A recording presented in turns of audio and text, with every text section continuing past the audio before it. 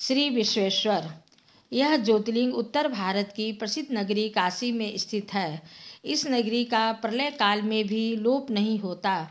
उस समय भगवान अपनी वासभूमि इस पवित्र नगरी को अपने त्रिशूल पर धारण कर लेते हैं और सृष्टि काल आने पर पुनः यथास्थान रख देते हैं। सृष्टि की आदि स्थली भी इसी नगरी को बताया जाता है। भगवान विष्णु ने इसी स्थान पर सृष्टि कामना से तपस्या करके भगवान शंकर जी को प्रसन्न किया था। अगस्त्य मुनि ने भी इसी स्थान पर अपनी तपस्या द्वारा भगवान शिव को संतुष्ट किया था। इस पवित्र नगरी की महिमा ऐसी है कि यहाँ जो भी प्राणी अपने प्राण त्याग करता है उसे मोक्ष की प्राप्ति होती है। भगवान शंकर उसके कान में तारक मंत्र का उपदेश करते हैं। इस मंत्र के प्रभाव से पापी प्राणी भी सहज ही भव सागर की बाधाओं से पार हो जाते हैं। अर्थात विषयों में आसक्त धर्म निरत व्यक्ति भी यदि इस काशी क्षेत्र में मृत्यु को प्राप्त हो तो उसे भी पुनः संसार बंधन में नहीं आना पड़ता।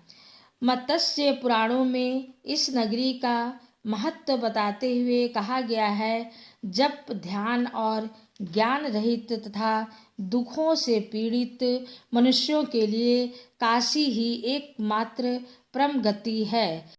श्री विश्वेश्वर के आनंद कानन में दशामेध, लोलार्क, बिंदु माधव, केशव और मणिकार्णिका ये 5 प्रधान तीर्थ है।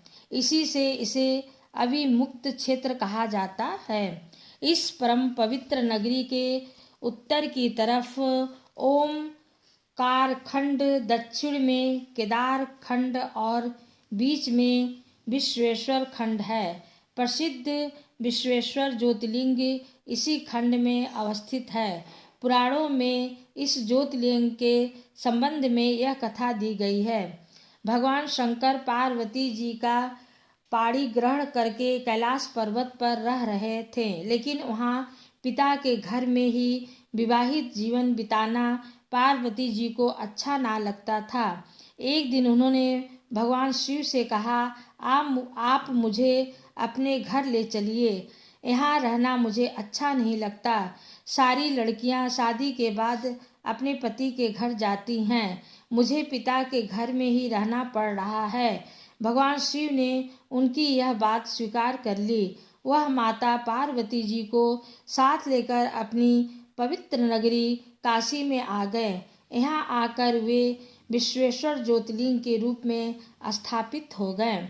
शास्त्रों में इस ज्योतिर्लिंग की महिमा का निगदन पुष्कल रूपों में किया गया है। इस ज्योतिर्लिंग के दर्शन पूजन द्वारा मनुष्य समस्त पापों तापों से छुटकारा पा जाता है।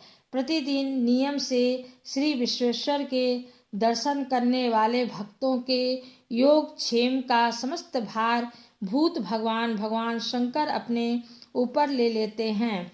ऐसा भक्त उनके परम धाम का अधिकारी बन जाता है। भगवान शिव जी की कृपा उस पर सदैव बनी रहती है। रोग शोक दुख दैन्य उसके पास भूल कर भी नहीं जाते।